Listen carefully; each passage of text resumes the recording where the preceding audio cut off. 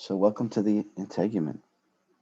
And I'm just going to talk mostly about the skin, although the Integument includes skin, hair, and nails, toenails, fingernails, dead keratinocytes. Okay? So the thing about the Integument is all tissue types are represented here. Remember epidermis, way back when? Epidermis, I should say epithelial, but the epidermis of the skin is the epithelial tissue. So that's the main tissue type. So epithelial tissue. Remember this covers and lines. So it's really the epidermis is the only part of the skin that's epithelial tissue. I mean, besides the blood vessels are lined with epithelial tissue, but when you ask people what type of tissue is in the skin, most of the time they say epithelial and that's it. But there's also connective tissue, and that's the dermis, mostly connective tissue. Dermis has what's mostly dense, irregular connective tissue.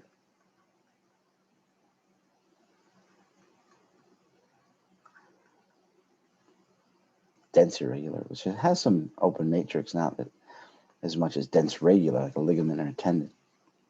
And the hypodermis is CT also. So that's the 3 layers of skin. So that's connective tissue. And the hypodermis is adipose, mostly adipose tissue. And that's loose CT proper, loose CT. So adipose is CT, connective tissue.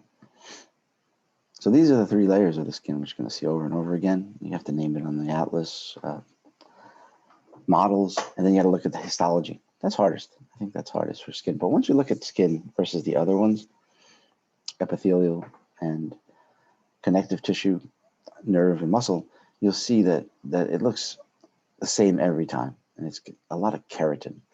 I'm going to say keratin a lot today. I said collagen a lot last week. I'm going to say keratin. Keratin is the protein that's in the epithelium of the skin. So stratified squamous, remember? That's the epithelium, stratified squamous epithelium. So remember the tissue types, epithelial, CT so far. And then we have muscle tissue in the skin as well. Listen to this one. There's a muscle in the dermis, actually, called the erector pili.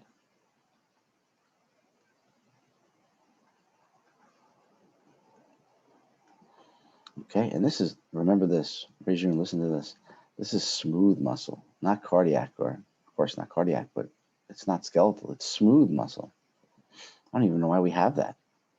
It gives us, when it contracts, it gives us goosebumps, goose flesh. Why do we need that?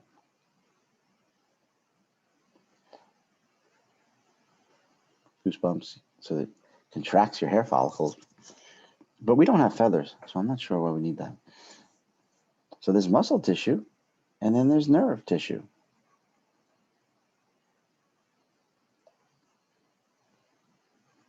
Now the nerve tissue are sensory receptors. Receiving the stimulus from outside. Receiving, receptor. So these are for pain, right? It's painful when you touch something that's sharp by accident. Temperature, when something's hot, too cold. Just even touch, just to feel your pen as you're writing. Pressure. And there's fine touch, there's crude touch, there's tickle. So these are all sensed in your, especially like your fingers, right? We have a big population sensory receptors in our fingers, which is actually thick skin. So we're going to go through probably the epidermis first, which has what's called strata. Strata is, I don't want to say layers because it kind of confuses you, but strata are layers of epidermis, and there's 4 to 5 of them, depending on if it's thick skin or thin skin. Like our thin skin, which has hair follicles, has 4 layers, 4 strata of epidermis. I'm just talking about the epidermis. Thick skin has 5. Where's thick skin? Thick skin is in the palms of our hands and the soles of our feet. So this has an extra layer. I'll tell you right now what it's called. Let's get this over with. It's called stratum. Stratum is singular for strata. Lucidum. So there's 4 other strata in thick skin. And thin skin only has 4 layers, and that's where your hair follicles is, because we have fur. We're mammals, right? We have teeth, and we carry our young in our uterus. We have nipples, we have fur. So we have hair follicles and everywhere else besides thick skin. And glands, you're going to see there's a whole bunch of things, mostly in the dermis. So I'm just going to deal with the skin mostly. It's a cutaneous membrane. Cutaneous just means skin. Let's just say that. And that's a barrier to the outside world, right? So dermatology is the study of skin. Sorry about that, folks. So it could be a visual indicator of somebody's health. Later on, you'll see like different colors. Like cyano means blue, like cyanosis. So that would be low oxygen. Just an example. I'll show you later. I don't want to spend too much time on it. I could talk all day. This is not even my favorite subject. So it covers, and of course it's going to protect. And the accessory tissues, like you'll see sweat glands and sebaceous glands. I'm not going to talk much about the hair and nails, but they're basically stratified squamous dead keratinocytes that have melanin in it, which is the pigment for color, which I'll talk about. So you have to name the 5 strata, and I'll do that. And of course, differentiate between thick and thin, which is just 1 strata. What causes skin color? I mean, it's melanin. And we'll talk about the dermis, which is the middle layer.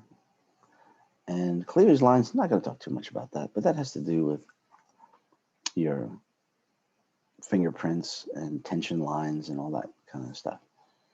Oh, vascularity, especially in the dermis. The epidermis is avascular. And the bottom layer, the subcutaneous layer, is also known as the hypodermis.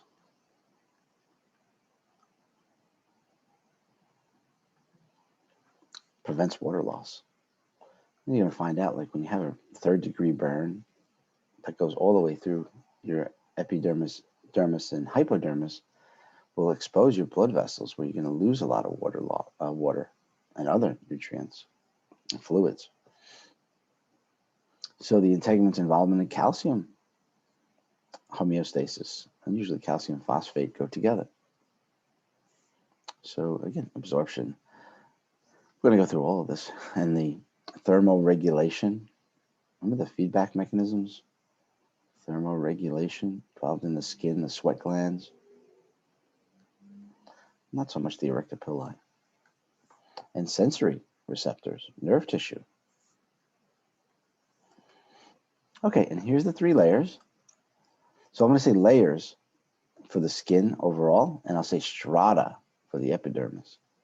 So the outer layer is epidermis, that's epi. And I told you already, this is epithelial tissue, stratified squamous epithelial tissue. I'm going to just give these words to you, like in thick skin, the stratum, like thick skin has all the layers, all 5. So thick skin has 5 strata. From outside now, going from superficial to deep. The outermost layer is called corneum. Then the next layer in, and this is stratum. Let me put strata, stratum corneum, and then your stratum granulosum,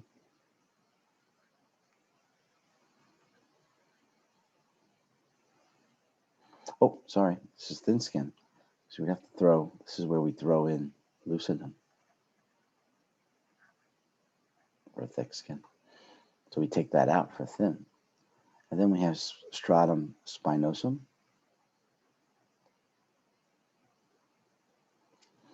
And then your stratum basal. And that's the one on the bottom. So that's the base, stem tissue, stem cells. So in thin skin, you have these 4 strata. And with thick skin, you just add the lucidum between corneum and granulosum. So these are the stem cells. So as they're going through mitosis, right? Mitosis is cellular division. They're dying. And here's where all the keratin comes in. So by the time you get to the corneum, these are all dead cells with keratin, dead keratinocytes, stratified squamous epithelium. So that's a little heads up, and we're going to go over that again.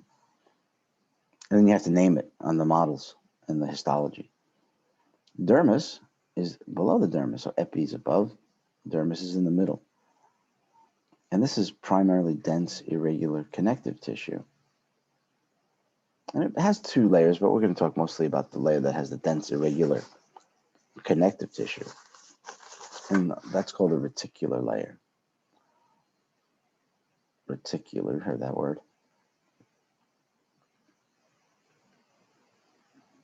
So a lot of goodies in the dermis. There's a lot of, that's where most of the things we're going to identify are in the dermis.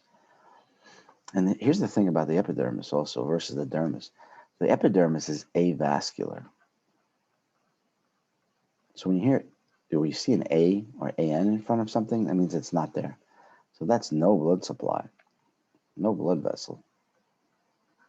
Dermis and the subcutaneous, the hypodermis, is vascular. A lot of blood supply. So this should be in, I like this as part of the skin, but some books don't consider this because it's below the skin, subcutaneous, or hypo below the dermis. And you can call it the sub-Q. Sub-Q. Right there.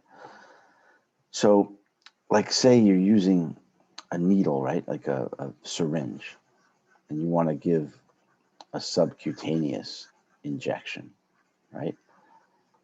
Subcutaneous is going to go into the CT, which has alveolar, which is loose connective tissue proper, but also adipose.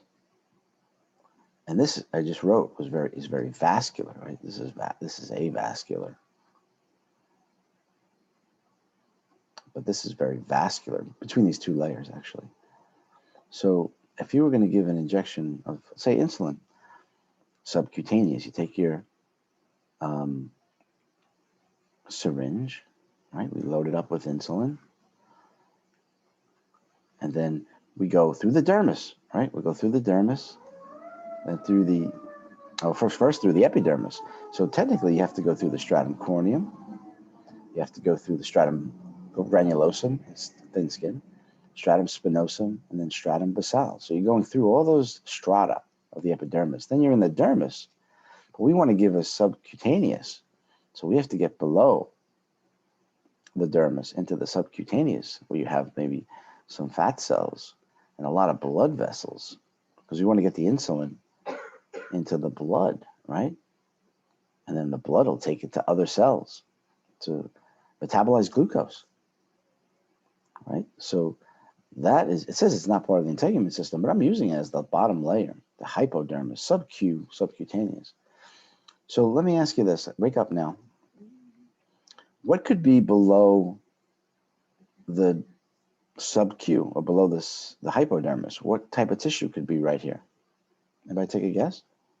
Let's say if I'm taking this needle and I'm putting it into your shoulder. So tell me, are you paying attention? What would be the next type of tissue you could see Muscle tissue? Yeah, muscle tissue. Very good. Like if I said shoulder, right? Yes. So that could be like the deltoid muscle, big cantaloupe-looking muscle. It's got 3 parts. Shaped as a deltoid. It's a skeletal muscle that flexes and abducts and adducts the shoulder joint. Excellent. So now you're giving an intramuscular injection, which could be some other type of medication or steroid or something. But usually the steroid doesn't mix well with muscle because the steroid is a lipid. Muscle is protein. So that doesn't mix very well, but sometimes you have to do that. So know the layers. Like I'll probably ask an ordering question. Like, so first, what is the first thing you hit when you bring a needle in? It's going to be stratum corneum every time, even thin or thick skin. But you probably don't give injections into the thick skin in your palms, right? Palms of your hands and soles of your feet. So lucidum is only in the palms of your hand, soles of your feet. Then you'll go through granulosum. Then you'll go through spinosum, then basal, and now you're into the dermis. You go right through the dermis, into the sub-Q, and then into the muscle. Very good. And then the muscle is going to be attached to bone next. So you're basically coming in, and think of all the protection that this gives you. Your skin, your epidermis and dermis and hypodermis are your first line of defense against invaders like COVID-19. Like, so I have a question. So all of the like the corneum, the granulosum, those all fall within the epidermis? absolutely. Did you hear that, everyone? Those are the strata. Okay, okay. Take a screenshot. This is, again, this is going into the Guggenheim probably by 3 o'clock today. So I'll sign it, and then we'll all make money on this. Take a screenshot. This is pretty good. I think everything's correct. Messy, but you know, most of us artists are like that. So yeah, she hit it right on the head. So let me, this is where you're gonna live too. This is like the model, the skin model. So if you ever took this class or took another class, this is what you really, the parts you have to label. I don't know why this takes so long because there's not that much really, but let's have fun with it. So here's your layers, your epidermis, your dermis, and your sub-Q, which is the hypodermis, subcutaneous, hypodermis, because hypo means below. I know this is repetitive, but I want you to know this. When you listen to this recording before the test, you're going to do tremendous. So the epidermis is here. All that in between. So look how the dermis, though, you got to pay attention to this because this is a papillary layer of the dermis that kind of invaginates into the epidermis. So when you see this on histology, it gets confusing. But I'll show you this twice, 3 times today. Epidermis. So you can see how the dermis is coming up into there, and that's the papillary dermis, a papillary layer of the dermis. The rest is reticular. All the goodies are in the reticular layer, dense, irregular connective tissue. The papillary layers technically is areolar CT, which is loose connective tissue proper. So, but reticular is dense. Let me just make sure you know that's CT. Dense, irregular CT. And that's the question like you'll get on the written part. And I'm mostly looking for the dense irregular CT just to give you a heads up. So that's the epidermis and dermis. And then hypodermis is everything below. You could see that these little yellow globular looking cells are storing triglycerides. That's adipose. And that's loose connective tissue proper. So that's basically the tissue. And you know epidermis is epithelial, and you really can't see the stratum, but I'll give you a little heads up here. This all here, all this dead, it's called horny layer, but it's really like pig skin. That's the stratum corneum. Think of a syringe going into the skin, right? So it has the layers that it hits. And let me just tell you the lowest one. Let's talk about this over and over. The lowest layer, the deepest layer, is called stratum basal. That's the way I remember it. I remember you can get little mnemonics, however it works for you. I remember stratum corneum is the outside, that pig skin, horny layer. And stratum basal is just a one layer of dark staining cells. So that's the difference between the dermis and the epidermis is the stratum basal. It's the first layer of epidermis. Right? So hair follicles, let's say this is thin skin, there's no stratum lucidum. So we have hair follicles. Of course, the outer part is called hair shaft. So you should know that, that's the shaft. But technically in here, it's the hair shaft too. And these are pores for sweat glands, exocrine, sweat. And there's different types of sweat, but it's mostly thermoregulation we're going to talk about. So let's follow that down. Let's follow those sweat pores down. This one you can't see the gland. You can only see the duct. This is a duct. Like this is the pore. This squiggly line is the duct that's taking the sweat to the skin pore and out of the skin. But right here is a sweat gland. Right here is a sweat gland. Sweat gland. And they call it merocrine. But you should know that. I mean, it's also called eccrine. Because these are the glands that have to do with thermoregulation, water, and temperature. Like if you're really hot, then the nervous system is going to have the merocrine sweat glands release water to lose body temperature, so you get back to homeostasis. Yeah, really important. So the next big thing you see are these hair follicles. This is a hair follicle cut in half. Here's a hair follicle not cut in half. So, there's a hair bulb down here. And if you say hair follicle, it's all good. And then we have oil glands attached to the hair follicle. One here, I'll put little X's on there, and this is a cut one. And these are called sebaceous glands, oil glands. So these are in the dermis. Remember, all the goodies are in the dermis. So far, we have sweat glands, hair follicles, and sebaceous glands. Notice that the sebaceous glands are attached to the hair follicle. So if you saw histology, it'll look a lot like this.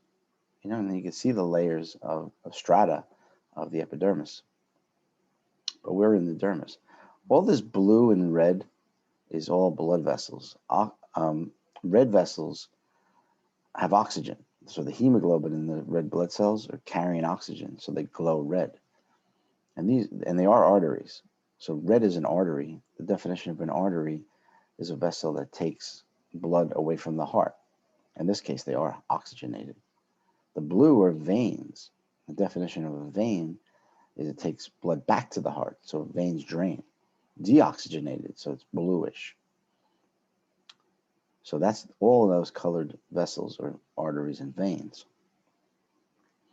And then you have this structure that's attached to the hair follicle right here, and it's over here, this thing.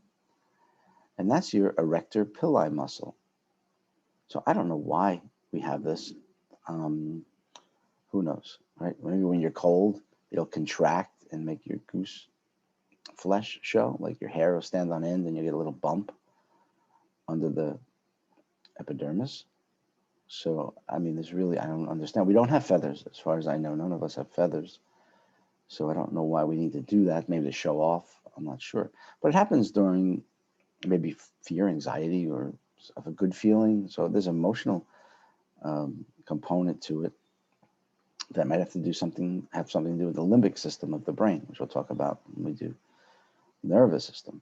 But remember this, April, smooth muscle. I forgot to say April. April's coming. Smooth muscle, it's not skeletal. So that's involuntary. You should know what smooth muscle looks like for this exam. So that's a muscle tissue. So we saw epithelial tissue and connective tissue. And now we need to see nerve tissue. So if you look up, let me make this a little bigger for us. If you look up in here, you see like these little receptors. Some of them are encapsulated, and that enhances sensation if they're encapsulated.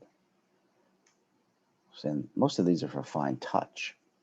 You might see loose nerve endings, and that would, not loose, but free nerve endings, non-encapsulated, and that would be for pain or temperature. So you could, all these little yellow things right here under the epidermis, the top and this papilla and the dermal papilla, like these little invaginations are called dermal papilla, the little kind of migrating into the epidermis. That's the papilla. That's what gives you your fingerprints, actually. So this nerve tissue is within those dermal papilla for touch. And you have some deep, like for deep pressure, these large corpuscles and discs. This is all nerve tissue, sensory nerve tissue. There's some motor too, because right here on the let's see where it is, right here, you might see a little attachment of nerve tissue to the erector pili, because the erector pili is a muscle. It needs an impulse to contract. So that's a motor response. And there should be some nerve tissue attached to the sweat glands too. So there you have it. That's the layers of the skin. And there's also areolar connective tissue in the hypodermis. I didn't mention that. Areolar. Pretty much everywhere. I think areolar connective tissue, by the way, is probably the most widespread connective tissue in the body, because it kind of connects things literally. Like that's what's going to connect to between the adipose and the areolar. That's going to connect to the muscle, like you guys told me. Remember the deltoid in the shoulder? So muscle is below the hypodermis most of the time. Not every time. Sometimes there's no muscle. There's just bone or organs, right? Like in the abdomen, below the sub-Q. But the abdomen has the rectus abdominis. So below the rectus abdominis are the organs. Go back. I'm sorry. Did you want to take a screenshot and send this in to the Whitney so they have this on file? So here's the layers. Did I say layers? I'm going to stop saying layers. I'm just going to call it strata. Here's the strata. Now this is from deep to superficial. So watch the way the question is asked. Is it deep to superficial, or is it superficial to deep? So the bottom layer is a single layer. They look cuboidal, actually, even though they're all going to become stratified squamous. Remember, you name the tissue, epithelial tissue, by the apical surface, which is really here. So they're going to look like flat squamous cells when you look at it from the top. So the stratum basal, stratum spinosum, which is kind of light staining, spiny looking nuclei, if you look at it close up on histology. Granulosum is the next one, superficial, and they have granules in them. Granules.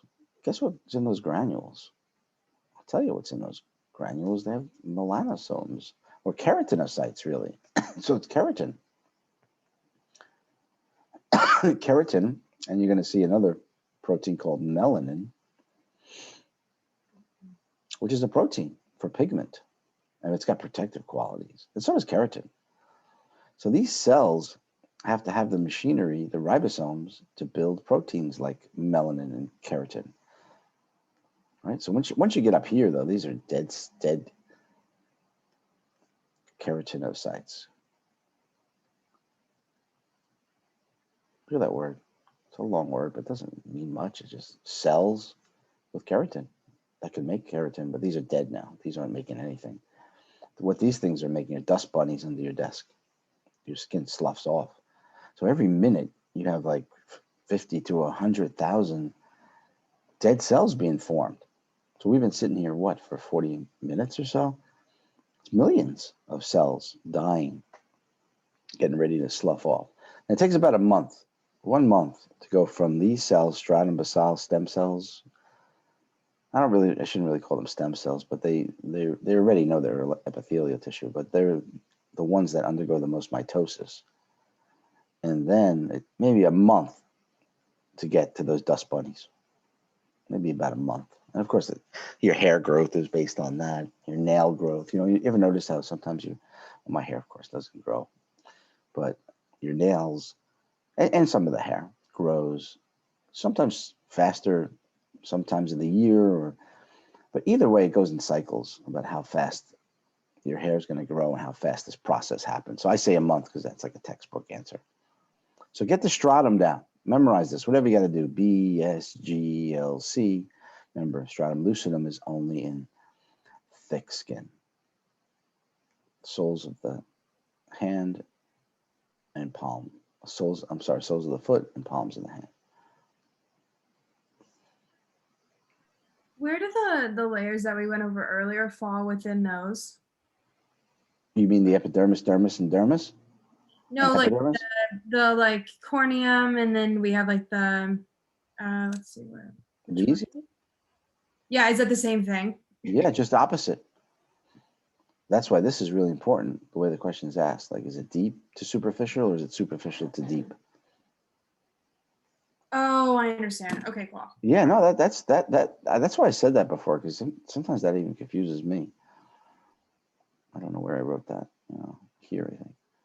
Yeah, so I did it deep. I'm sorry, superficial to deep. See? So this is the one in the Guggenheim. But either way, you have to know how to go either direction. So that tells you how well you memorized it. Or hey, you shouldn't just have to memorize it. You should understand it. They all look different, and you have to name the histology in APR. So I'll show you that later. But you'll see some slides right here in this PowerPoint. Excellent question. If you have that kind of question, please ask. It's very helpful for everybody. So stratum basal is the deepest layer, right next to the dermis, right? So let's know the cell types. So they start out looking cuboidal, and then they go to shorter columnar, but eventually, as they go to become stratum corneum, they get more squamous, stratified squamous epithelium, please. So there's keratinocytes there. So we're building the protein keratin, which gives strength and protection to the epidermis. Melanocytes produce melanin, right? Melanin is a pigment, and mostly brown pigment. So that's dominant, brown pigment. And this could prevent excess mitosis. So it protects against UV radiation, right? UV from the sun, even though we need the sun for the skin, but too much is going to actually change the DNA in these nuclei of these cells. And if that's mutated, it can cause cancer, right? That can cause cancer, like basal cell carcinoma. It's not the scariest of skin cancers, but it's very easy to get because I've probably mentioned this before. Epithelial tissue, even though it's avascular, is the most prone to cancer. So melanin protects the nuclei of the cells from converting or mutating into cancerous cells, which cancer is excess mitosis or irregular mitosis. So melanin helps control that. So the more melanin you have, of course, the darker your skin, but that's not really the important thing. The important thing is that you have more protection against UV radiation mutating your DNA, causing something like skin cancer. And there's three really types of skin cancer we'll talk about today. Basal cell is probably the easiest to treat, but you still have to find it. Basal cell carcinoma. Oma means like a tumor. Yeah, cancerous carcinoma. So it's still cancer, but it's treatable. But you have to find it. You have to make sure it's there. Melanocytes, again, are pigments. And we'll talk about melanoma later when we talk about cancer. Melanoma is the worst type of skin cancer you could have, the most dangerous. Tactile cells mean touch. Touch cells. So that's your nerve tissue, nerve receptors. And in the skin, it's mostly sensory. Somatic sensory, of course, like pain, temperature, touch, pressure, tickle. So those are your, some of them are encapsulated. Remember, some are free nerve endings. Some are discs, corpuscles, all those yellow pieces we saw in this picture here. Pain receptors, touch receptors, so on and so forth. Okay, so those are still in the stratum basal. So keratinocytes are found in all layers because the skin is mostly protein keratin. Remember, collagen is the most abundant protein in connective tissue, and connective tissue is the most abundant tissue type in your body. Therefore, collagen is the most abundant protein in your whole body, but keratin is the most abundant protein in your skin, hair and nails, integument. All right, so In the stratum basal, these do act as stem cells. I mean, they're epithelial cells, but they're the most mitotic, so high mitosis. In case you don't know, mitosis is nuclear cell division of somatic cells, which is anything besides the sperm or the egg, your gametes. So mitosis is nuclear cell division of your somatic cells. So what you get out of mitosis is one cell becomes two identical cells genetically and everything else, cytoplasm as well. But eventually these cells are going to die. They can undergo mitosis for a while, but they have programmed cell death, which I'll mention later on. So of course, keratinocytes have the machinery, the ribosomes that make keratin, so the specialized cells in the skin. And keratin is a protein that strengthens the epidermis, but it also mixes with some other chemicals to give it more like a waxy, prevents dehydration, prevents water from getting into the skin as well. The skin has some secretory processes. Of course, it secretes sweat, but also secretes some chemicals that are antibacterial. So the skin, again, this is deep in the skin, this is deepest. The skin has some protective mechanisms. So your skin is your first line of defense against an antigen, which is anything the body finds as foreign. So more about the stratum basal. We're still in the stratum basal, that one layer. Lots going on there. So that we know about the keratinocytes, but it also has the machinery to produce melanin, which is a protein, right? So melanin makes sure that those mitosis that's going on in those basal cells happens correctly and doesn't get destroyed and doesn't mutate to cause something like cancer. So there's granules in the stratum basal, and these are basically ribosomes that build keratin, specialized ribosomes. Remember, ribosomes are the site of protein synthesis in the cytoplasm of cells. So it's protection, shielding the DNA from UV radiation, which can cause mutation. But it's still a pigment. I mean, there are different types of pigment, different types of melanin. Like eumelanin is the one that is dominant, which is a brown pigment, but there's pheomelanin, PHEO, which is more yellowish red pigment. So it depends on your genetics. So your melanocytes have a genetic link from family to family, from generation to generation. Tactile cells, this is one type of disc called the Merkel cell. So if you hear Merkel, think sensory receptor for touch. Merkel cell. You don't really have to know that for now. But you really have to know that this is nerve tissue and it's sensory.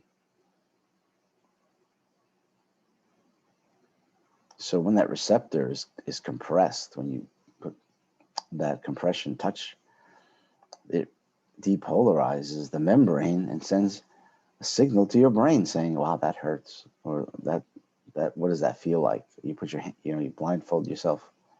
Or if you put your hand in a bag and you could feel the difference between an apple and a bag of almonds and a napkin and whatever's in there. So these receptors are nerve tissue that sends a signal to your brain for touch.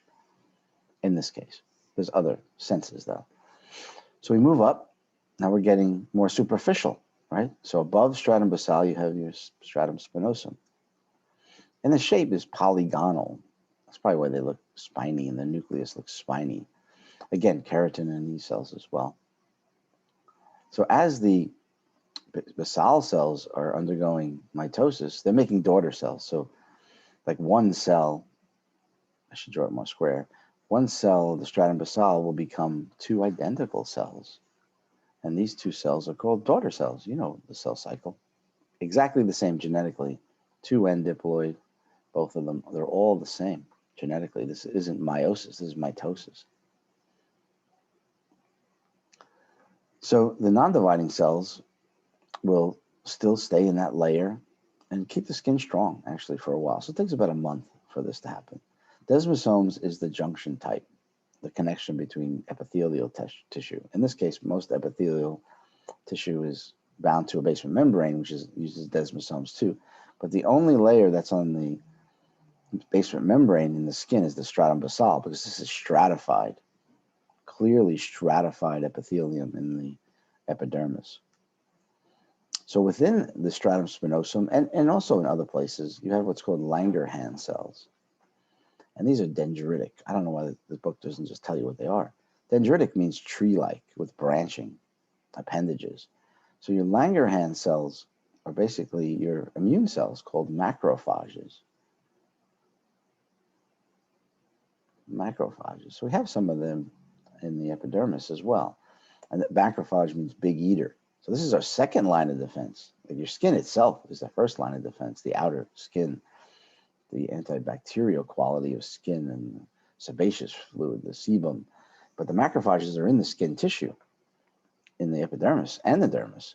But they're also called Langerhans cells, so don't get confused with this in the pancreas. Langerhans cells are dendritic because macrophages are dendritic, meaning they have like branching appendages. That's all that means. So this is found above the basal and the spinosum and stratum granulosum. So you have a nice immune response, second line of defense by these tissue macrophages. And you're also going to have what's called mast cells. Mast cells, which I might have mentioned in areolar connective tissue last week, they secrete histamine, which is really important in an inflammatory process, which changes the tissue, makes the blood vessels more permeable. So if you're injured or you're stung by a bee or some antigen does get in under your skin, mast cells send out a signal in the form of this chemical called histamine to bring in more blood, bring in more white blood cells to fight this, another part of your second line of defense, or mast cells. So both of these together start a tissue repair, and the first step is inflammation. So remember this for later. Inflammation. When you hear the term inflammation, it was probably one of the biggest causes of disease in our body. As appropriate as it is, inflammation, increased macrophages and other chemical producing cells in the immune response, inflammation is completely appropriate when you're injured or have surgery or stung by a bee or cut. But if inflammation continues through your blood vessels and your heart, your brain, inflammation is a big cause of pathology in our body. So it gets out of control, but it's completely appropriate when you're injured. So the next layer up, and this is one right before the lucidum, superficially in thick skin, and corneum in thin skin. So again, more keratinocytes. These are the cells that are producing keratin, and they're stratified squamous. So granulosum still look a little cuboidal when you look at them on the microscope slides and histology, but this is all stratified squamous epithelium. So granulosum, the granules are actually keratin, the granulosum. So they stain dark, which you'll see, and they begin to die. And let me just get this over with. It's a programmed cell death. And the term for programmed cell death, it's kind of sad because the cells, they have DNA and they have these telomeres that kind of are at the end of the DNA, and they get shorter and shorter until the cell kind of becomes useless. That's a terrible thing, but it's part of life. And they aren't really useless because they're actually protecting our skin. So the process of programmed cell death, even though they have undergone mitosis, is called apoptosis. Cool word, apoptosis. I'm not going to say it too much because it's kind of depressing. I'll say April a lot. I'll say keratin a lot, but apoptosis I'll just mention a few times. Like say you have a cell, right? And it undergoes mitosis to form two daughter cells. And then these divide again to become two more daughter cells. And then another daughter cells. It's like a family tree that goes on for about a month. So what happens to the original cell? Think about that. Its DNA is getting older. So again, I don't want to put down this cell. I feel very bad for it, but it gets kind of less efficient.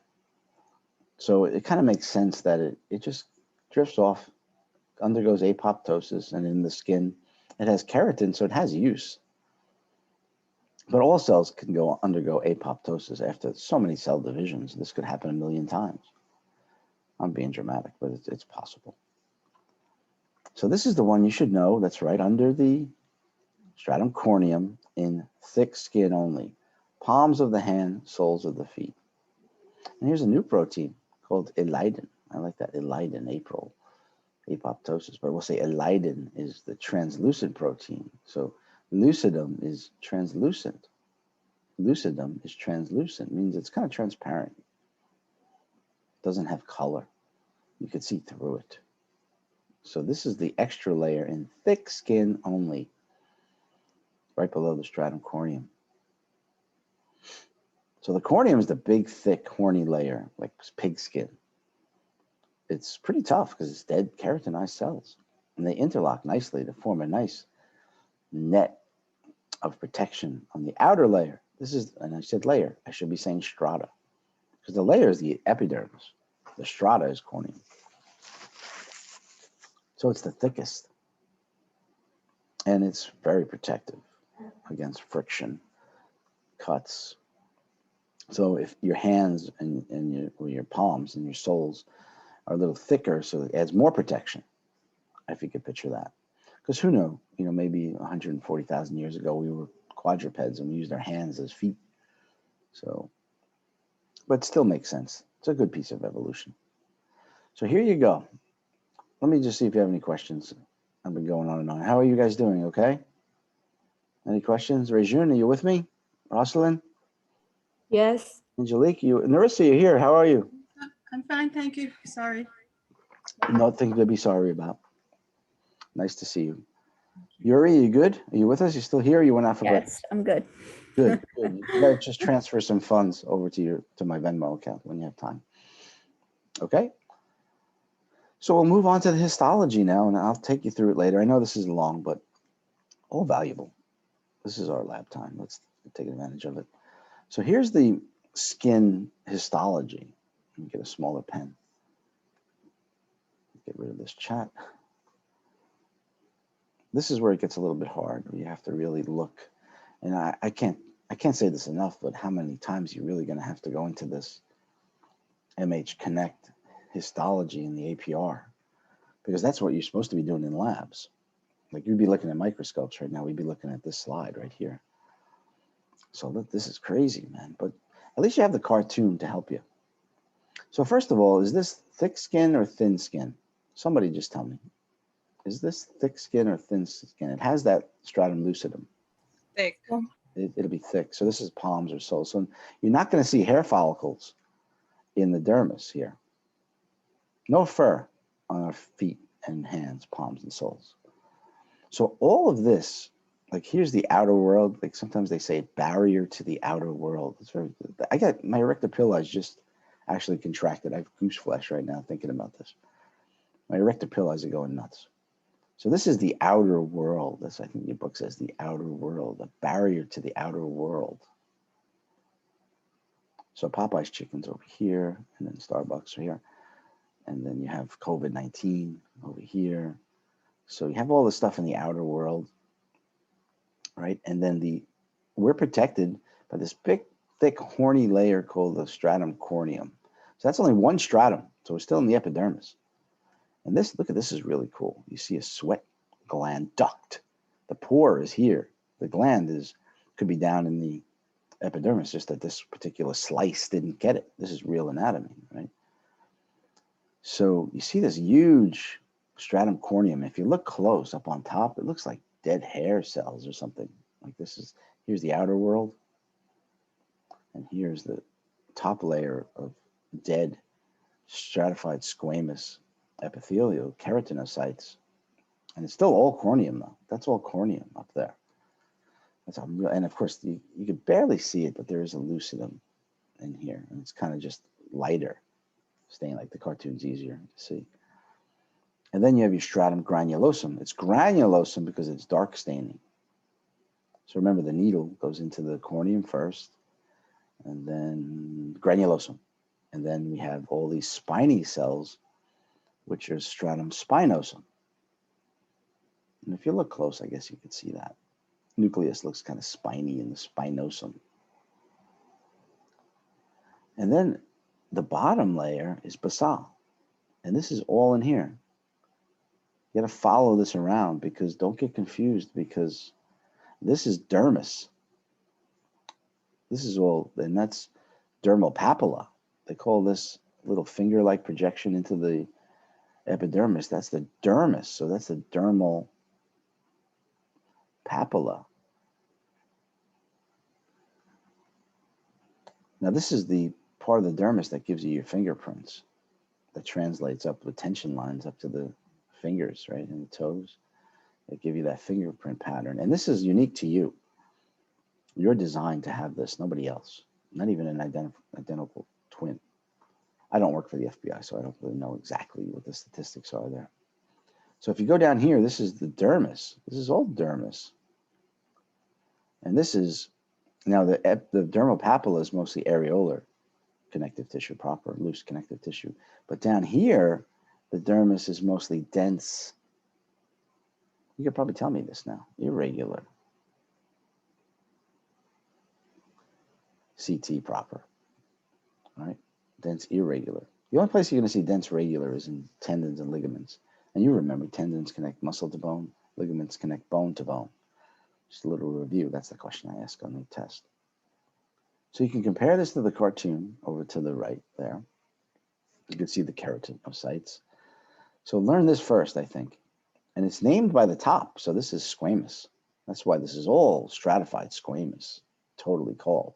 Even though the stratum basal is like cuboidal, cuboidal, and then they kind of look a little more low columnar. So here is a Langerhans cell, which is dendritic. You can see the arms. So that's a Langerhans cell, and it's a macrophage, Langerhans cell. Big eater, second line of defense. First line of defense is the actual skin, right? And then you see a melanocyte mixed in there. Yeah, so you should know what they look like. And this is a Merkel's disc tactile cell here. See the nerve? That's a nerve fiber going back to the, ultimately, it's going to go back to the brain. Tell us what we feel for touch receptor tactile cell. So stratum basal, right? And here's another melanocyte. Stratum spinosum, stratum granulosum, stratum lucidum, and then your stratum corneum is that thick horny layer. So this is all lucidum. So this is thick skin, like you told me. And don't forget, this is dermis here. This is dermal papilla going through there, kind of invaginates up. And that's what gives you the fingerprints. Because I'm not going to talk a lot about cleavage lines and fingerprints. So we're still in the epidermis. It's a lot of stuff, right? A lot of stuff in that layer. And such a thin layer. Imagine the epidermis of your eyelids. That's not really thick skin. That's really thin. But that's all it is. It has an epidermis. It has a dermis, and it has a hypodermis. All in that little thin skin you can barely see. So it varies in thickness and melanin and lines of cleavage, like where the connective tissue comes together, like from the dermis mostly. So we know the difference now between thick skin and thin skin, and it's all about the lucidum and hair follicles. There's no hair follicles or sebaceous glands or sweat glands, really. I mean, there really are. There are sweat glands, actually. And they're different kind of sweat glands. That's not the merocrine, eccrine type of sweat glands. These are more apocrine, which is, do you ever notice that when you're nervous, your hands get sweaty? So that's not about losing water for temperature. It's not about thermoregulation. That's a different kind of nervous sweat. So it's actually a different gland. Sebaceous glands are not in thick skin, but they're in thin skin. Sebaceous glands secrete an oily substance, an oily secretion, I'll say. And that's called sebum. S-U-B. And that has some antibacterial qualities. So that's important. Let me just mute that for you guys. You good? You want to hop in? Huh? You want to hop in? You don't want to hear that on your recording. Okay. So sebum is from the sebaceous glands of all the thin skin, thin skin only. And that's where your hair follicles are as well. But you do have sweat glands in your thick skin. This is just a different type of sweat. More histology now. I guess this is going to be thin skin versus thick skin. So again, you pick out, you have to find this. And this is real anatomy. Well, it looks cartoonish. So look at the stratum corneum here. You see how different that looks than the last one? Like this one even, thick skin. So the stratum corneum is much thicker in thick skin. It's not just the stratum lucidum. And this whole thing is just stratum corneum. It's all like dead looking cells. It's not hair. Those are dead keratinocytes. And you can see that tiny layer of granulosum, strata granulosum, then all the spinosum. And then you have your basal on the bottom, which is really one layer. Stem cells, mitosing. A lot of mitosis going on here. Here's your dermal papilla. This is dermis, that X. And this is all dense, irregular connective tissue of the dermis. And this is where your hair follicles and sebaceous glands would be, although it doesn't show you that here. But in MH connected, you'll see that. You'll see the actual sebaceous glands attached to the hair follicle. I don't think you can see the erector pili so much, but you might be able to see that. So this is some parts of the skin as far as the color. So hemoglobin carries oxygen in blood. So when hemoglobin is bound to oxygen, when O2, like hemoglobin could hold 4 oxygen molecules. That's O2. So when it's completely bound with oxygen on all 4 sites, and there's 250 million of these in one red blood cell, hemoglobin molecules, it glows red. When it's, say one of them is gone, say you only have 3, like in the veins, deoxygenated blood only has 3, and that'll look blue. It only takes one loss of 1 oxygen molecule to change the color. So this is deoxygenated blood. This is oxygenated, or less oxygen. This is less oxygenated blood. This is fully oxygenated because it holds 4 oxygen molecules. So hemoglobin looks red. And it could, if you have excess blood, like broken blood vessels, capillaries on your skin, you could see that. And the term or prefix for red, like red blood cell, is eryth. So erythema is red skin, like redness. That's kind of abnormal. Like it's too much redness, maybe broken blood vessels, maybe hypertension, high blood pressure can cause erythema. Inflammation causes this look of erythema, too much vasodilation and permeability of the blood vessels. So that would be red. Melanin, especially the dominant melanin, which is brown, is going to be darker. And that's going to, of course, protect you more. The more melanin, the better protection against UV exposure. And we told you this is hereditary. Albinism is completely genetic. And albinism means you don't have melanocytes anywhere. So your hair is completely white. And melanin is not just in your skin. It's in your eyes. It's in where your iris is, which gives you the color brown, of course. But it also helps harness the light that's coming in. So somebody with albinism has no melanin at all, no protection from the sun. Skin is white, but they have no protection from light either. So it's very sensitive eyes. It's a very scary thing, albinism. Carotene is a pigment as well, and that's a yellow-orange pigment, like carrots, right, have high vitamin A. So carotene is the precursor for vitamin A. And you need this for vision too. Your rods are made of this beta carotene pigment. And so it's really important for vision, dark vision especially, dim vision. So vitamin A is carotene, sorry. This is just showing the production of melanocytes. Again, just know the histology, epidermis and dermal papilla, so forth, so on. These are some things you could see in the skin, like a mole is a nevus, is not cancer. Freckles or little pigmentations, different melanocytes in different locations, especially on the face, right? And the arms too, anywhere where there's melanin granules. Hemangioma, that's like a blood tumor. So you have like a tumor in a blood vessel, so it shows as a color. Friction ridges are those valleys from the dermal papilla that give you fingerprints.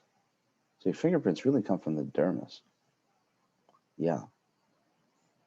So I'm not going to talk a lot about that, but this pattern and these whorls and arches and loops are really just dermal papilla coming through the epidermis and having this pattern. So this is really from your dermis. Like the dermis in your skin is basically leather that we use on a cow. You know, that tough, slightly flexible tissue that we use for shoes and jackets and handbags and things. Right? So the sun generates these UV, that's ultraviolet radiation, A, B, and C, ultraviolet, which is a wavelength of light that comes in. So ultraviolet, you can't really see it, of course. You don't see UV. The light spectrum is the red, orange, yellow, green, indigo, and violet, which is visible light. So this is ultra, you can't see it. So they're absorbed in the skin. And of course you need sunscreen. Screen would help your melanocytes, especially if you don't have a lot of melanocytes or your pigment is light. So SPF is the sun protection factor, which really should be greater than 40 SPF to really get protection. So using 15 is basically suntan lotion. Sunless tanners, do they still use these? April, they still use these things? Tanning machines? Oh yeah. Really? They still do that? Why don't you just go to like to Mako and get sprayed? It's much safer. In the United States, sun tanners. It's But cheaper. it's cheaper. Oh yeah, I guess. So we used to, I mean, I laid in tanning bed like until last year. Is that right? Oh yeah. Yeah, you know, it looks healthy when you're tan, I guess, but it's dangerous, man. It's dangerous. You gotta block that. Protect your skin. It's the only skin you have. You're learning all about it now, how important it is. So let's jump to the dermis, deep to the epidermis. Epi means top. CT proper. So the two CT propers, connective tissue proper, are just loose and dense. So the dermis is dense, irregular, very vascular. And here's where your sweat glands are, all the goodies. Sebaceous glands that secrete sebum, that oily, protective, really. Fluid, viscous, means thick. Hair follicles are there. You got to name all this stuff. Your hair follicles have the nail roots. And I'm not going to talk much about nails. Nerve endings for tactile sensation. And our erector pili, our goose flesh. Remember, erector pili is smooth muscle. So I'll go to a tanning bed today and tan my erector pili. So the dermis has two layers. The papillary is very small. It's only those dermal ridges invaginating into the epidermis. So most of the goodies are in the reticular layer and that's dense, irregular connective tissue. So here's your papillary layer, and that's where your fingerprints come from, invaginating up into the dermis. And that's made of areolar connective tissue. So that might be a tricky question. Like, the dermis has two layers. The reticular is the one with the dense, irregular connective tissue. That's the major portion. So always look at that model, you know, always look at this and see, okay, here's the dermal papilla. So it kind of plugs into the epidermis. It's a nice fit, and that's what gives you the epidermal ridges for your fingerprints. So this is the leathery stuff, the dense, regular connective tissue, which is the reticular layer. And that's where all the fun stuff is. So let's name them. Here's your hair follicle, hair bulb down the bottom. And this is a stratified squamous too, because it's got, and melanocytes, because it's got to give the hair the color. Hair is just dead keratinocytes too. More keratin than it is cell, though. This is your sebaceous glands. Here's a sweat gland. Here's a pressure receptor, a sensory receptor. Here's a touch receptor. Here's more receptors, nerve tissue. The red and blue blood vessels. And then the hypodermis is mostly loose connective tissue proper, like adipose, and areolar connective tissue. Those are the two loose connective tissues. Areola and reticular is another one, just so you know. When you're asked about that on the test, the loose connective tissue proper is areolar, adipose, and reticular connective tissue, going back to last lecture, lab. Okay, so all this in here is just collagen, really. Matrix, remember, connective tissue is defined as sparse cells with a matrix. The matrix is ground substances, pretty dense layers of collagen. That's what makes it dense, the collagen. Keratin's all up in here in the epidermis. That's a pretty good takeaway for connective tissue. So again, this is talking about stuff I'm not going to really ask you about, lines of cleavage, how the connective tissue is kind of organized. And this is kind of important, like if you're getting a surgery, right? If they're going to have to cut your skin, say they want to remove your thyroid gland, they would cut along those cleavage lines so you don't have so much of a scar. So there is a pattern to this. Is it useful? Not to us, I mean, but it might be useful for plastic surgery, grafting for burns. So that's important, but we're not going to really ask you about the tension lines or cleavage lines. Tattoos, tattoos are inking a dye into the dermis. So that's why it's more permanent, right? Usually impossible to completely remove. So just stay out of the tanning beds, go get a henna tattoo, and you'll be all good skin-wise, although tattoos are cool, right? So you could break it down with lasers. I'm not going to ask you about tattoos. Okay, subcutaneous layer, which is also known as the hypodermis or sub-Q. Very vascular. Areolar and adipose, loose connective tissue. You should know what they both look like if you saw a slide of those. They say it's not part of the integument, but we still call it hypodermis. So the adipose, and here's the answer. Remember, in all your tissues, you have to know identification, location, and function. So now you know where adipose is, and you know its function is basically storing triglycerides for long-term energy, but it's also insulator and protection. So even our areolar is protection and insulating and connecting. It actually is connecting. Remember, it connects the subcutaneous hypodermis to the muscle. So it has that.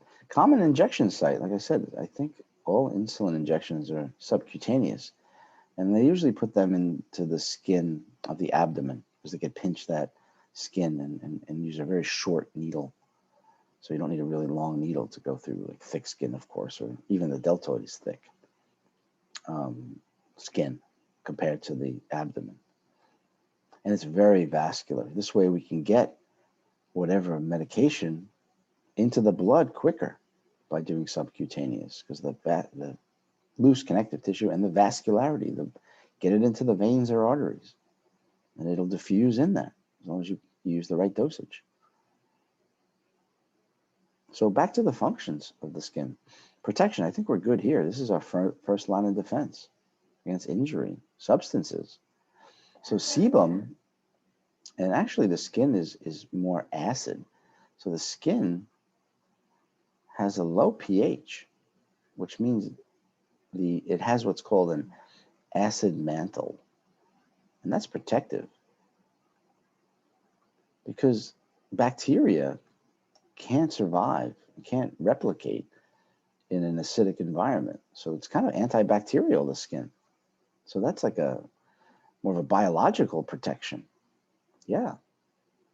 And you prevent dehydration, of course, because your skin doesn't allow water to go through unless the nervous system tells it to do that by giving off heat to lower your body temperature back to homeostasis. And this is a really important one. I mean, again, we need the UV radiation to convert vitamin D, vitamin D3 specifically, because this is going to activate what's called calcitriol. And what vitamin D does is helps absorb calcium in your intestine. Calcium is really important for muscle contraction, nerve conduction, your body, like you're learning bone in lecture, but your body doesn't care how dense your bones are. Your body's more interested in your blood calcium, homeostatic blood calcium levels, secreting calcitonin or PTH to keep that homeostatic. So vitamin D, without vitamin D, you can go to Dairy Queen all day and have as many calcium-filled milkshakes as you want. But unless you have vitamin D, you won't absorb any of that. So the sun converts cholesterol really in your epidermis. It's a precursor molecule for vitamin D. It converts it to vitamin D. So you need the sun. So in this country, of course, I bet you people sitting in this class right now have low vitamin D levels. Maybe because you don't go out in the sun so much. I don't think the tanning beds help in this, but I'm not sure. But sometimes it's just a genetic problem, a problem with your thyroid gland or just your metabolism alone. It's more common in women. So it might have some hormonal control. Because vitamin D technically is a steroid, precursor to steroid. And all steroids are precursed by cholesterol. And I'm not talking about blood cholesterol. I'm talking about physical cholesterol in the skin. And the cell membrane, remember? It's really important for that. So more functions. We can go on. Yeah, when you sweat, that's antibacterial sometimes. Of course, the skin is selectively permeable to what it allows to permeate in or out. So some drugs you could put a patch on, you know, like if you're, you know, nicotine patch or pain patches, anesthetic patches, they can permeate into the skin. Depends on the chemical, if it's hydrophobic, hydrophilic, in the right dosage. So transdermal administration of medication, you see people with patches on, you might have patches for something, whatever, birth control, fertility. I think there's patches for everything these days. So the chemicals get more complex. So immune function is really cool. Remember, the skin is the first line of defense. So you have, and the second line of defense is the macrophages within the epidermis. So if anything gets through the skin, then it's got to deal with the macrophages, the Langerhans cells. And thermoregulation, we talked about this with feedback mechanisms in your lecture. I didn't, but you did, right? So your blood vessels could either constrict or dilate. Now, if they dilate, that's going to release heat. That's going to cause the redness. Histamine causes vasodilation because that brings in more blood cells to help heal whatever's going on there. And that creates more inflammation. Immune response, really. And sensory reception, very important. So you're feeling. You detect certain stimuli, pain, chemicals, your heat, your touch, pressure, all of that. And that's what innervation means. Hair follicle, now this is in the dermis. And you can see the root of the hair, and then you can see the shaft is on top. The bulb is the bottom. Erector pili, remember this is smooth muscle, not skeletal. And it pretty much attaches to the hair follicle and up in the dermal papillae. So you get goosebumps, goose flesh. But again, we don't have feathers. I have no idea why we need that and why that happens and how that's even a protective mechanism. But technically it could help with the sebaceous gland secreting sebum, right? But sebum is basically a chemical that's released during puberty, right? If you ever had acne, a sebaceous gland gets infected and bacteria gets into there causing blackheads and acne. So the sebaceous glands get infected and that's what causes acne. Yeah, there's a sebaceous gland there. So this is talking about the hair again, which I'm not that interested in. But this is a histology you should know. Like when you see this picture right here, you should know that that's a hair follicle. Although you can't see a sebaceous gland, like I'll put a picture on that has a sebaceous gland attached. Because that's really what I want you to see. And the functions of hair, don't really care, but it's all protection, mostly from UV radiation. Helps with heat retention. Hair cells are sensory receptors in certain places, not everywhere. And this term pheromones, again, that's a signal dispersal from, usually from the hair follicles. Anybody know what pheromones are? Pheromones are? It's a chemical. So this has to do with olfaction, smelling, right? So pheromones are probably a very evolutionary chemical that was probably used for communication, maybe for reproduction. So like we don't really use pheromones for anything as far as I know. I mean, although Kylie Jenner's trying to sell me perfume and cologne or whatever to attract other humans. But like my dog probably uses pheromones more, like when he's excited and he wants to say, hey, how are you? He wags his tail, gets that scent going.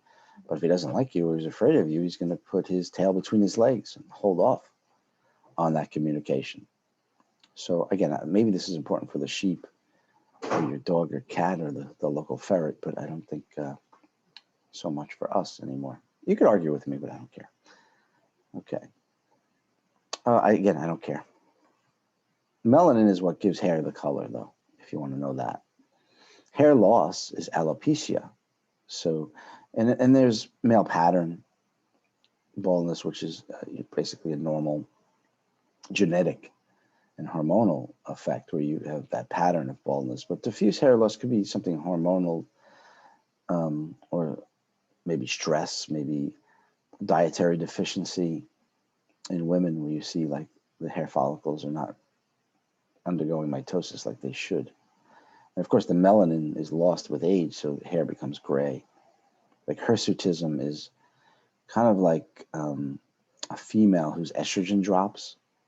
I mean, it could be a condition too. It could be a genetic condition, but just under normal circumstances, when the estrogen drops in the blood of a female, especially after menopause, the testosterone may take over a little bit because women can secrete testosterone. They don't have testes, of course, but they could secrete it from their adrenal gland.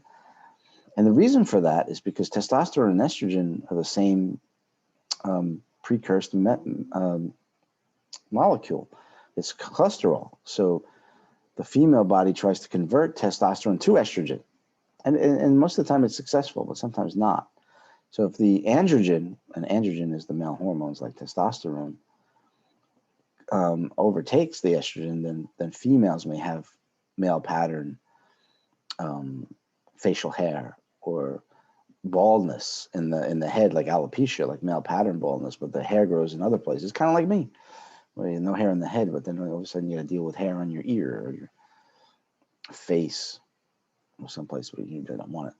Sweat glands we kind of talked about. The merocrine are the ones that we use for heat regulation, and the most common one is eccrine. That's the one you'll see on the model, and that's all you have to say. And technically, on the test, all you have to say is sweat gland.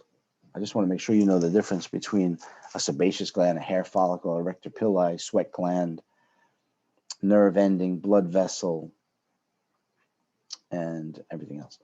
Apocrine is more like puberty sweat, more in different areas, like your underarms, your genital area. So when your testosterone, estrogen are high, you get more apocrine. So that's more viscous sweat, or merocrine is more clean sweat, less viscous, thinner consistency. So that's about all I really need you to know there. So there's chemicals, right? You have chemicals in the sweat. And sweat, of course, is exocytosis, exocrine.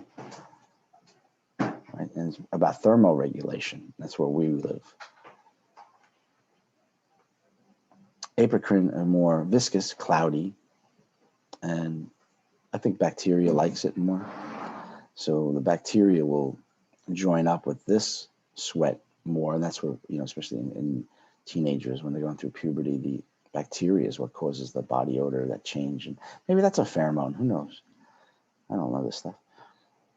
So you start secreting this as that dirty sweat, the nervous sweat sometimes, as opposed to the other glands. Sebaceous glands, you should know where they are. You should be able to identify them. The substance that they secrete is sebum, right? And that's a lubricant for the hair. It's antibacterial, helps create an acid mantle, and stimulated by hormones. So these really rock and roll during puberty. I haven't hit puberty yet, so I really don't know anything about this. And I'm almost 60. So sebaceous gland secretes sebum. There's also an ear gland in the ear. It might be coming up, but it's called ceruminous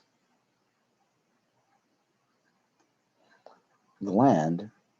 And that waxy stuff, that lipid that's in your ear, that's called cerumen, earwax. And this is from the epidermis. Specialized in the ear, though. So the waxy ear chemical is called cerumen, and that's antibacterial, and it helps waterproof your ear and prevent water from getting in. So you need earwax. It's important. I know it gets excessive at times, but you do need that. So, oh, sorry, it's right here. So it's a waterproofing cerumen in the ear. Traps. And it's some lubrication, too, for your external ear canal, your auditory meatus. Mammary glands are epithelial tissue. And we're not going to go through every type of gland. I mean, we'll do that. You'll do that in endocrine. So these are slightly different glands, but they're apocrine sweat glands that are modified. So you might see that in your epithelial tissue. These are, stratified columnar cells in the mammary glands.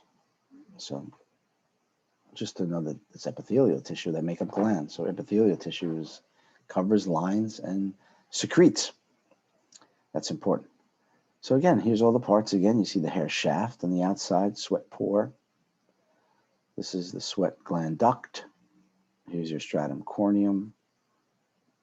Right, there's your stratum granulosum, stratum spinosum, stratum basal. And here's the papillary dermis, the dermal papilla. So this must be thin skin because you see no stratum lucidum, first of all, which would be here. You see the hair follicle, that's thin skin. So this is usually a dead, thinner layer of stratum corneum. And you have your erector pili. You have a sweat gland. Now these are both. Here's American, here's an apocrine. So they're different glands, but you just have to say sweat gland.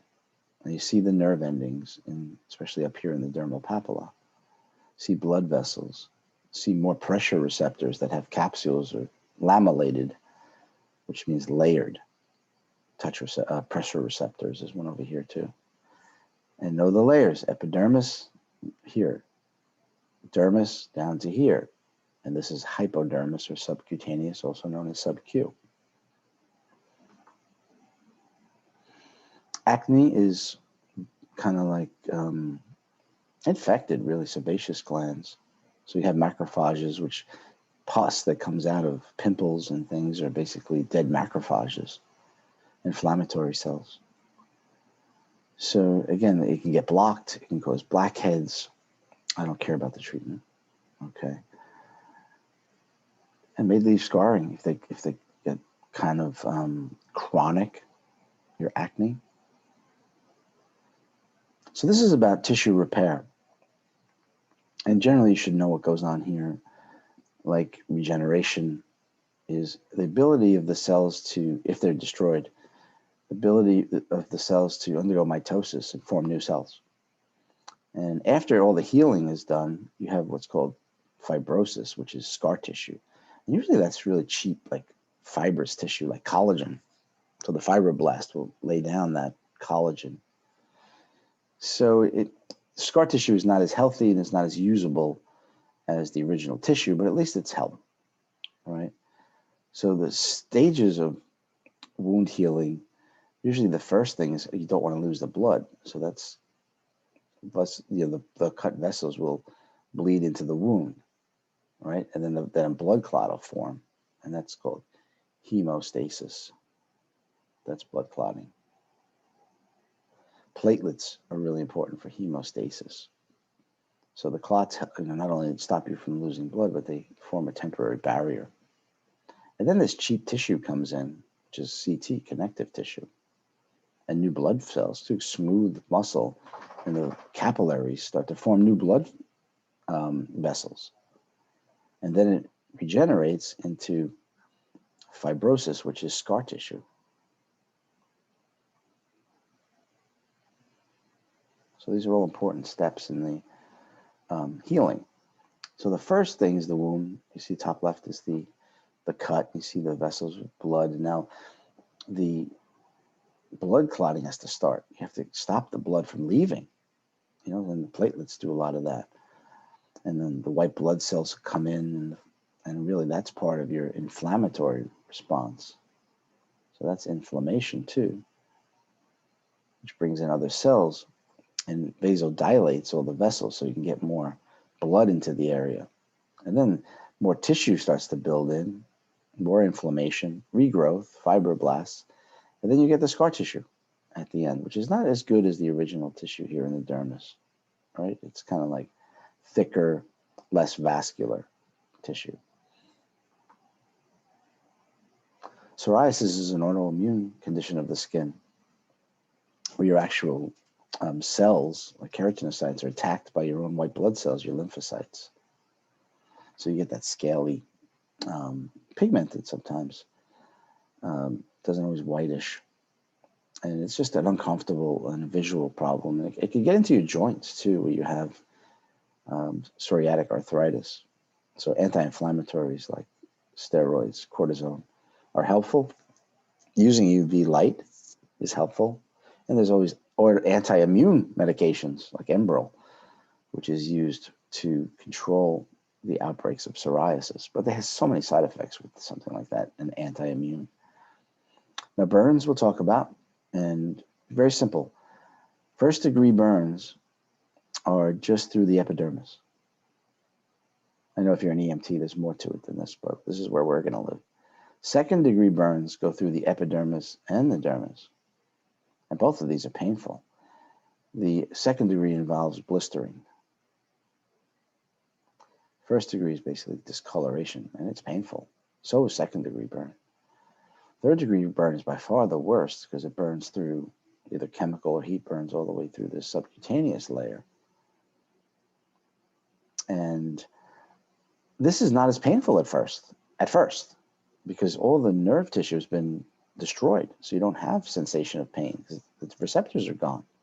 But when this heals and you're getting your exposed blood vessels are regenerating, this is the worst pain, but not at first. And now you're risking dehydration and big problems. There's a lot of secondary infections that could happen here. So this is really bad. I'm not going to talk about the rule of nines, okay, with burns. So, but this is important, you know, managing the fluid loss, relieving the inflammation. It's very painful after a while. And sometimes you have to remove the necrotic tissue, like dead tissue is called necrosis. So that dead tissue could be a problem for the rest of your tissue. So you have to remove that and then sometimes graft new skin onto that area. It might take it from another place in your body because your cells have its own identifying self. So it's hard to transplant from other people or other mammals. So you have to make sure that you don't get infected and increase your calorie intake for energy for your cells. So the burns, first degree, second degree, and third degree, just know what layers are being burned. Don't worry about the development of the skin. Aging, you should just know that, you know, the cells undergo apoptosis and you have less collagen because the machinery that builds it gets old and doesn't work. There should be a cure for this. I don't know why. We shouldn't just accept this, but it's part of life. So everything slows down, right? Your skin becomes less elastic, so you lose those elastic connective tissue fibers, and those cleavage lines become more wrinkly over time as your skin gets less elastic and kind of gets a little less hydrated even though you try, and your immune system drops a little bit, and hair follicles become less productive. So that could cause age-appropriate thinning of hair. But I wouldn't just live with that. I would definitely do what you can to slow down the aging process. But this is not a gerontology class, so I can talk about it if you want, but let's just find out where the hair follicle is and why the erector pili is there. So when it comes to like skin lesions, I like to use the A, B, C, D, E rule. So you look at the lesion, if it's a spot or a bump or what looks like a mole, but you're not sure. You look for the symmetry, and that would be asymmetry if there's something wrong. Does it look completely round, or does it look kind of oval? Is it symmetrical on all sides? Which will lead to the border. Is the border irregular, or is it a pretty clear-cut border? You know, like Bermuda has a nice border, but then if you go to Hispaniola, it might be a little bit more irregular because there's different inlets and different parts of the island. So look at the border of the lesion. And then the color, is it clear? Is it translucent? Is it dark? Is it red? Is it scaly? And then D would be diameter, the size. Did it grow over time? Does it stay the same size, even though the color? So you don't have to have, you can't just have one and call it cancer, of course, or call it a mole, a nevus. And then E would be elevation. Is it elevated? And that's not always an indicator that it's bad. It's just part of the ABCDE. So of course, if you see something that's not, or you see more than one of these or three of these, you might want to do a needle biopsy, a fine needle aspiration, which means you take a syringe and you pull the cells out of that lesion, and you look at it under a microscope and you do all kinds of tests to see if the nucleus, the DNA, has been mutated. And it could be something like, you know, basal cell carcinoma, right? So basal cell carcinoma is probably the most treatable.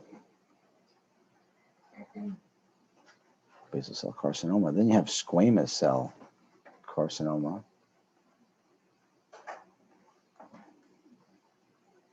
Which is, it's more aggressive than basal cell carcinoma. They're all cancer. So the basal cell could be clear, translucent, but doesn't mean it's not cancer. You still have to have a biopsy.